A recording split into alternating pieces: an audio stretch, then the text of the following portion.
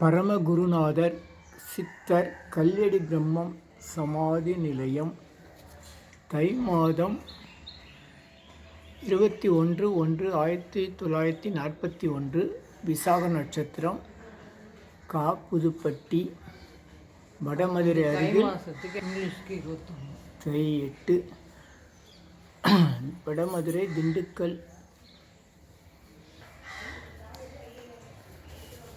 250 வகை மூலிகை பொடி சிறப்பு யாகம் நல்லோர் நினைத்த நலம் பெறுக. சித்தர் கல்யடி பிரம்மம் ஜீவசமாதி வடமதுரை திண்டுக்கல் குருபூஜை அழைப்பு 85ஆம் ஆண்டு 9/2/2026 அனைவரும் வருக. நன்றி.